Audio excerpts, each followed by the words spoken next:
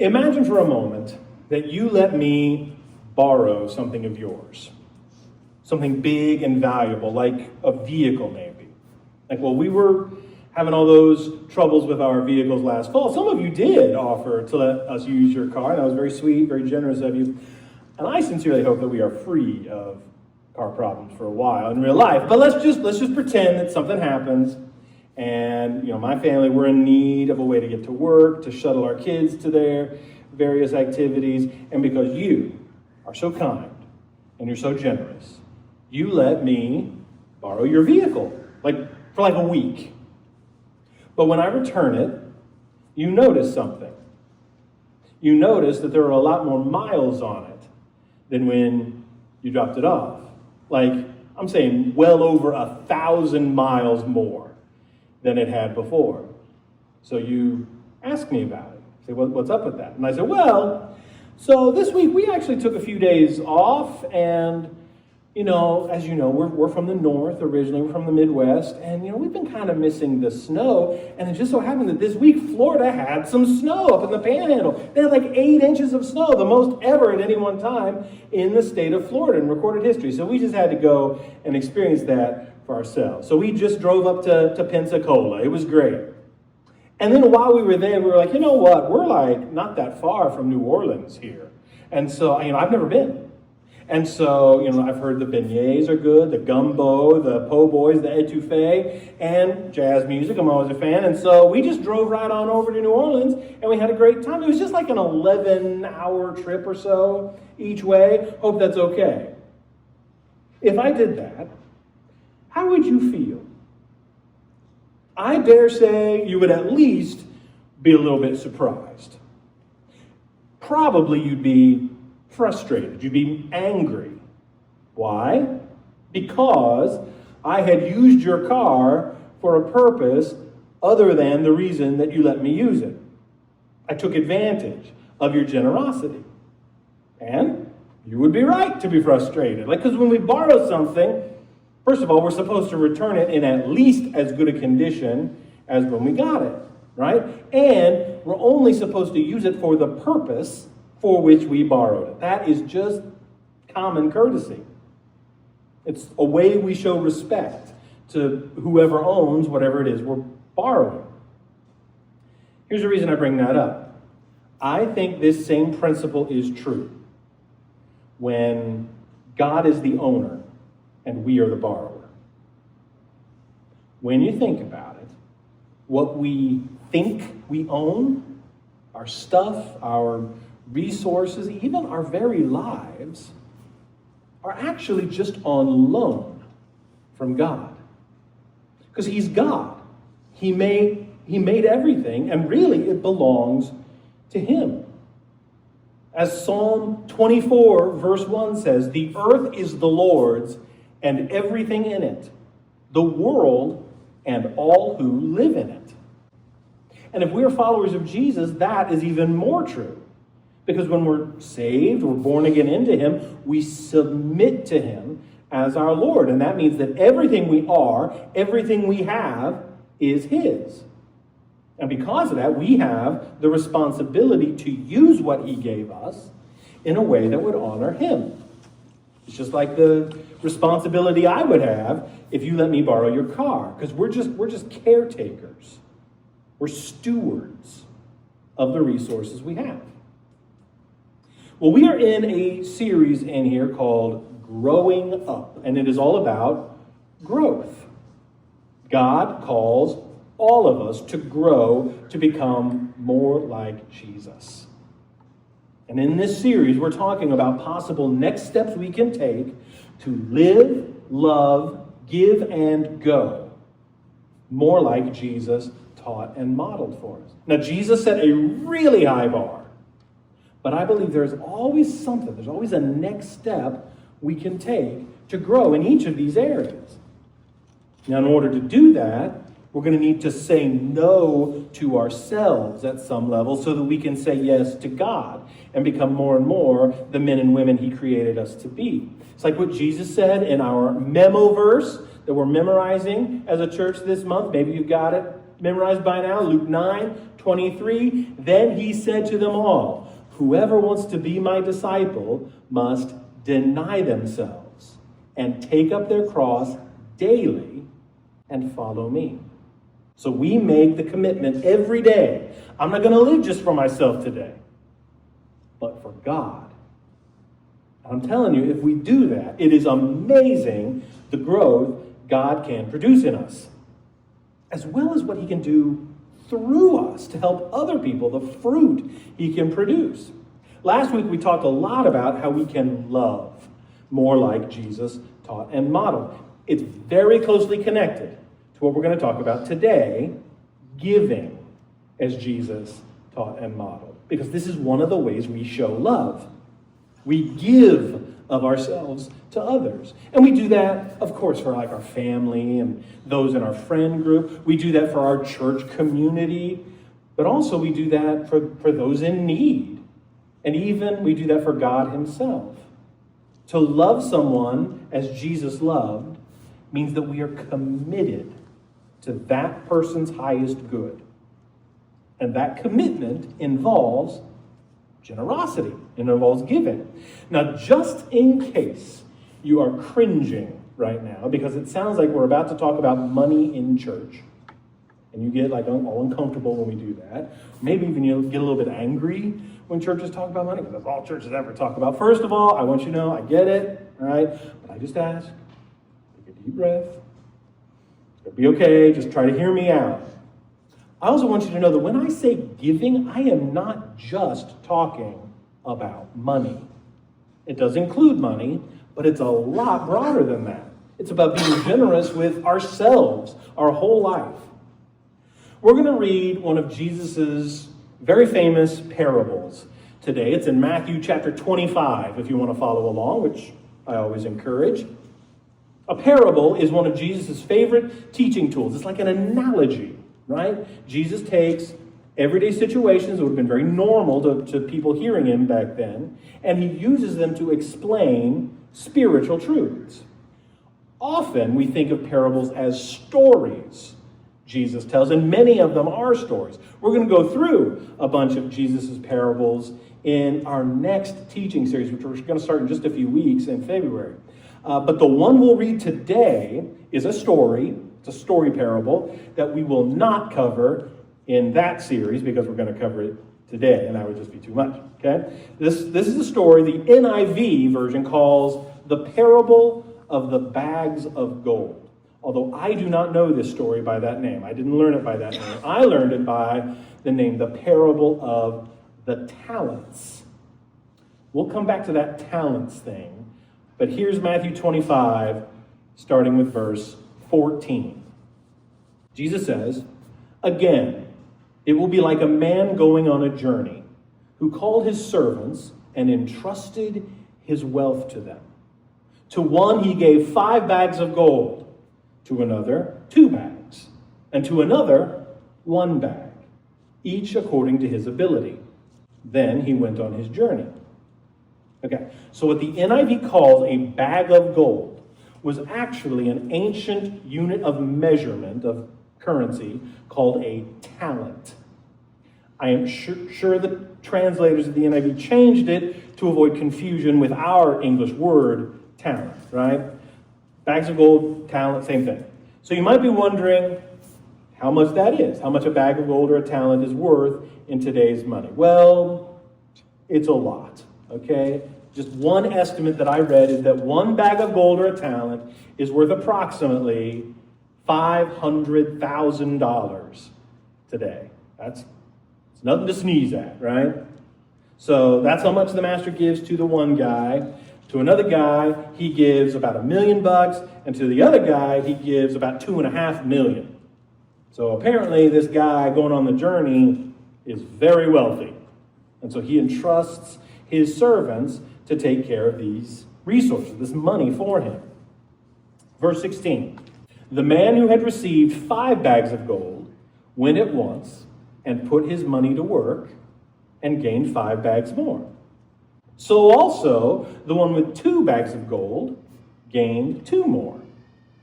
But the man who had received 1 bag went off dug a hole in the ground, and hid his master's money. After a long time, the master of those servants returned and settled accounts with them. He's like, okay, I'm back. What'd you do with my money? Because it was his money. This wasn't like a gift. He didn't give it to them to keep. The man who had received 5 bags of gold brought the other 5. Master, he said, you entrusted me with 5 bags of gold. See, I have gained 5 more. His master replied, well done, good and faithful servant. You have been faithful with a few things. I will put you in charge of many things. Come and share your master's happiness. The man with 2 bags of gold also came. Master, he said, you entrusted me with 2 bags of gold. See, I have gained 2 more.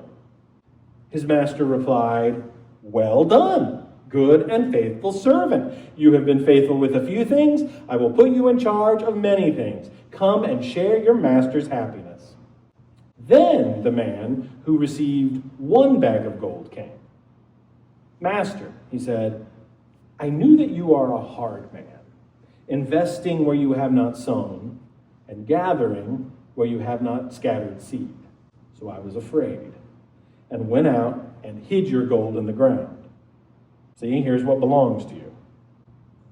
Okay, so the first 2 servants, they both double their master's money. They put the money to work. They invested or whatever, and it pays off. And the master is very pleased with them. Notice, this is important, that he says exactly the same thing to both of those first 2 servants, even though one of them earned 5 more and one of them earned 2 more. He didn't get mad at the guy to whom he gave 2 bags for not having as much as the guy to whom he gave 5, because it's not about the amount, it's about what they did with what he gave them. But then that last guy, he has a totally different attitude. He apparently has a different view of his master, a skewed view maybe, that he's this monster. He's this hard, ruthless man. And he's scared of messing up with this guy's money, so he literally buries it in the ground. And the master, maybe he's just an excuse. I don't know, maybe he's just lazy and he didn't want to do it, and so he just, comes up with an excuse to cover up his own laziness because he didn't do what he was supposed to do. And so he says, well, master, I didn't want to make you mad. So instead of trying and possibly failing, I thought it was better to just do nothing. Okay, verse 26, his master replied, you wicked, lazy servant. So you knew that I harvest where I have not sown and gather where I have not scattered seed? Well, then you should have put my money on deposit with the bankers so that when I returned, I would have received it back with interest. Like the master, he sees right through him. Okay, if I'm really the monster you think I am, why didn't you at least put the money in a bank somewhere so that it could earn interest? But instead, this servant misjudged the master. He did not trust him, and he used that as an excuse to be lazy. So the master's like, oh, yeah, I'm a hard man, am I? Well, I'm just going to show you how hard of a man I can be. Verse 28, so take the bag of gold from him and give to the one who has 10 bags. For whoever has will be given more, and they will have an abundance. Whoever does not have, even what they have will be taken from them. And throw that worthless servant outside into the darkness, where there will be weeping and gnashing of teeth. The end. It's not a happy ending, at least not for that guy. The servants who were faithful and responsible, they were given more responsibility, and they got to share in their master's happiness. But the guy who didn't use what he had to help the master, he was kicked out into the darkness. So what's Jesus' point here with this story? Well, I think his main point is to use what God gives you to help God's kingdom. This parable is part of a long talk Jesus has with his disciples in the book of Matthew about the end of time and about his own return. Jesus promised he would return someday. He'll wrap up this phase of history and usher in the next. Evil will be dealt with once and for all. And the kingdom of heaven will be fully realized at last. Time's going to be up for people to choose whether or not to follow Jesus. Jesus promised this day is coming. And if we're followers of Jesus, we believe him. Like, we don't get to know when it's going to be. Jesus said he didn't know. Just the Father knew. Therefore, we are supposed to stay ready. And this story illustrates one of the ways we're supposed to be ready, by using what God gives us to help God's kingdom. That's what we're supposed to be doing in the meantime, because the master's going to return. And what we think we have is really just on loan from God. There is a sense we have to give an account to God about what we did with what he gave us. Everything God gives us isn't just for us to make a living or to enjoy or whatever. It's to use for God's glory and God's kingdom. Do you think of yourself as rich? I'm going to go out on a limb and say probably not. Because I read this week that most Americans do not consider themselves rich. In fact, only about a third of millionaires in the U.S. would describe themselves as rich or wealthy. But have you ever had a moment when you've just looked around and you said, you know what? I am really blessed. I may not be rich, but I have everything I truly need. God is taking care of me. I've definitely felt that way. Like, I remember back when Jen and I were newly married, it was after college, I was doing an internship at a church in Evansville, Indiana, that did not pay very much, and she was working sometimes as like a substitute teacher, just to kind of try to make ends meet. We just didn't have a lot. And so we had to be extremely frugal. But I will say we did not go hungry. God provided for us, and we made it through that season just fine. But I remember, like, for us, something that was a big deal is when we would go to the grocery store and we would buy a bag of, like, baby carrots, you know? If we bought dip to go with those carrots, I'm talking about the dip you have with the mix and the thing of sour cream. If we bought that, it meant that Jen felt like we were relatively stable that week financially. Because that dip, man, that was a luxury. And we were excited to have it. And I think experiences like that help you appreciate what you have. I still think of that sometimes when we have carrots and dips. Like, man, we are living the high life. Carrots and dip. You know, you're grateful for what God blesses us with. And maybe that's a better word. So whether you think of yourself as rich or wealthy or not, you are blessed. That is true whatever your bank account looks like, whatever your credit score is, whatever your employment situation is. There are always reasons to be thankful, and there are opportunities, therefore, to be generous. God gives us so much. He is the God who provides. The book of James says that whatever is good and perfect is a gift coming down to us from God the Father. And that's true about more than just like material things, but also the relationships that we have with loved ones in our lives, and so many other like simple joys. Every breath, every day of life is a gift from God. And because God gives generously, he calls us to also be generous with others. It's really important to notice from the parable that what God expects is faithfulness and growth in how we use what he's given us. It's not about the amount. Whatever resources you have, whether it's a lot or a little by human standards, you can use them for God. Around here, we talk about three big categories of resources God blesses each of us with, and with which we can be generous. So the three T's: time, talent, and treasure. I've talked about these before. You probably heard me talk about them before. I talk about them pretty often. But we might not always have an equal amount of each of these resources at our discretion, right? But the question today is, what is a step you can take today to be more generous in each of these areas?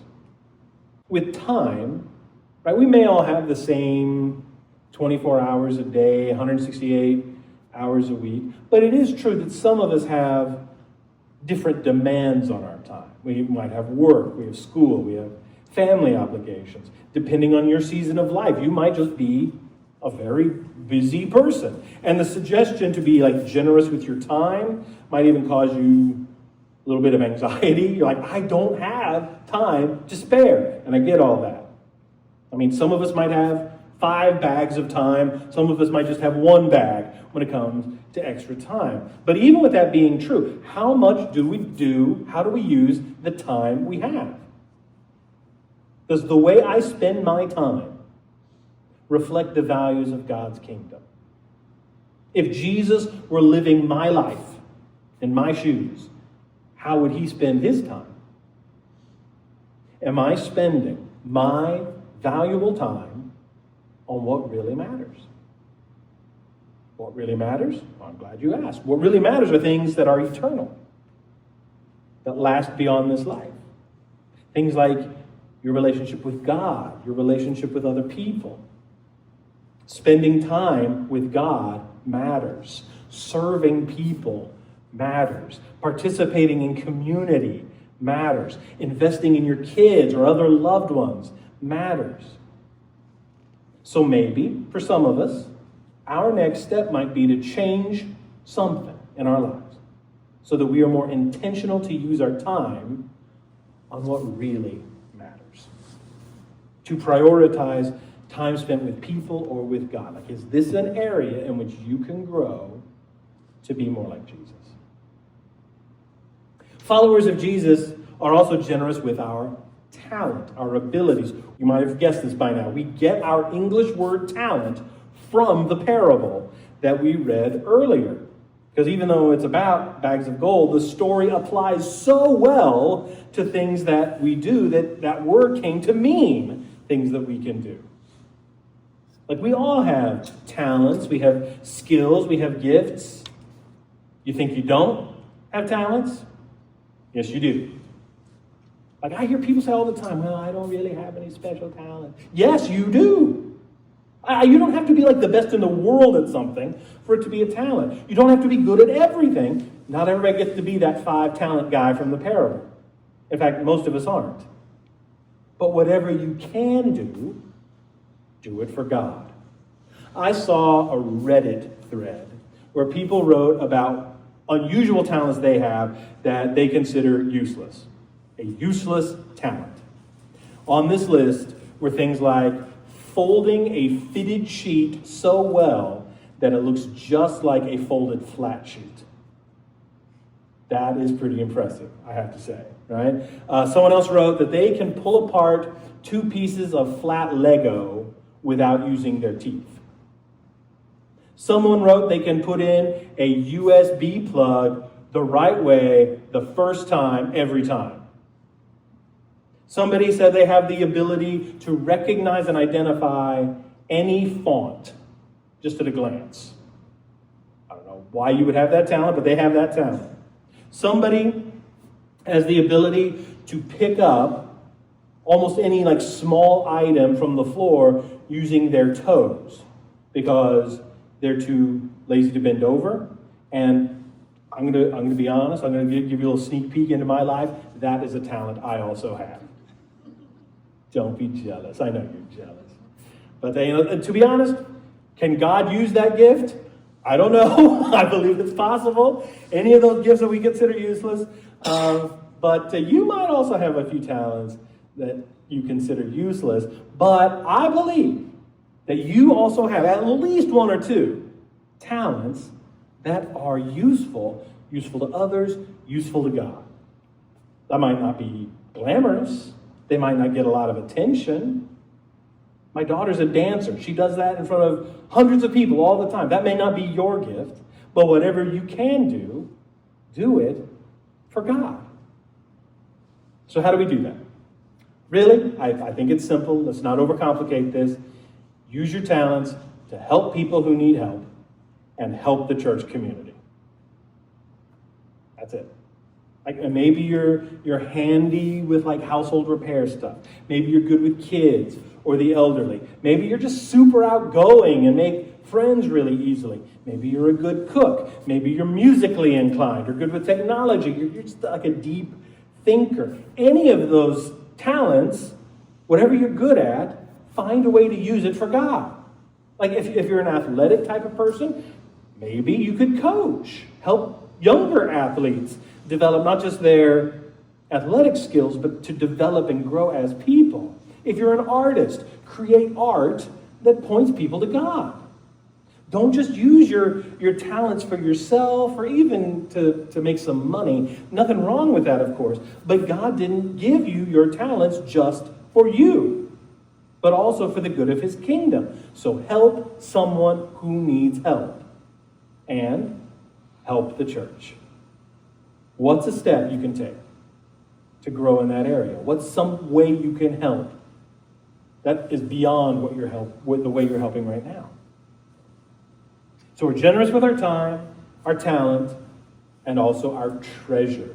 Followers of Jesus are generous financially, and that does include, but it's not limited to, supporting your local church community. And I know this is where a lot of people get uncomfortable. I understand that this topic is not always handled well by the church or by pastors like me. Sometimes it's even handled abusively. I've experienced that too. Like they make you think that God will love you more if you give a certain amount, or forgive you more, or bless you more. Or with every $100 donation, they'll send you a genuine flask of olive oil from Israel, or whatever. Let me just say, you've probably heard me say this before, if you think this church is only interested in your money, don't give it here. I mean that. Like, find a worthy cause and be generous with that. I think that is more important. It's more important to be generous with your resources than it is that you give to this church. Like, we say that all the time around here because I really do believe it. But having said that, I am very grateful for those of you who do give generously to the ministry of this church. It was almost 5 years ago now when Jen and I first started focus in on this area specifically as being a good candidate for starting a new church. I believe that our community needs Ren Church. A church that keeps it simple, that's a true family of faith, and that makes it all about following Jesus. In some ways, I am even more convinced of that now than I was then. And it is your faithful giving that's going to allow our church to continue to be in this community for a long time to come. Now, I shared with you a few weeks ago, this is a key year in the life of our church as we take a big step toward being financially independent. If you haven't heard this, we do have outside organizations and churches and individuals who pooled their resources to help us start this church. And most of them continue to support us. But that support is designed to taper off over time. It has already begun to taper off. Last year, 2024, about a third of our income came internally from us. The other 2/3 came externally. This year, in our budget, half of our income is supposed to come internally. That's a big step forward for us. But I believe it is absolutely attainable. And I believe in a few years we will be completely financially independent. We'll be standing on our own 2 feet financially. Now, this year, we've had a pretty good start to our year financially, but we still really need to grow in this area. And so I'm so grateful to those of you who have begun giving regularly or who have dug deep to increase your giving. It has made a big difference. So thank you for being generous with your resources for the good of God's kingdom. Keep it up. Sometimes people ask how much they should give? Like, what's a reasonable expectation? Well, some of you know the biblical precedent, which was reiterated by Jesus, is a tithe. 10% of your income given to God. And I know that for some people, if that's new to you, that seems like a lot. And I get that. But remember the parable. The amount is less important than faithfulness and growth. So I'm going to say if tithing just seems completely unattainable for you right now in your situation, I just want to encourage you to give something. Like take a step forward and give it regularly and see what God will do. But when we give out of love and worship, not guilt or obligation. I love this verse in 2 Corinthians. Paul writes, each of you should give what you have decided in your heart to give, not reluctantly or under compulsion, for God loves a cheerful giver. And God is able to bless you abundantly, so that in all things, at all times, having all that you need, you will abound in every good work. The word translated cheerful there, cheerful giver, is the Greek word hilarios. It is where we get our English word hilarious. So let's be hilarious givers. Let's give out of joy, because this is one of the ways that we express our love for others and for God. In fact, my challenge, and I'm doing this too, for everyone this week, just look for ways to be generous. And when you see those opportunities, go above and beyond. Like tip really well.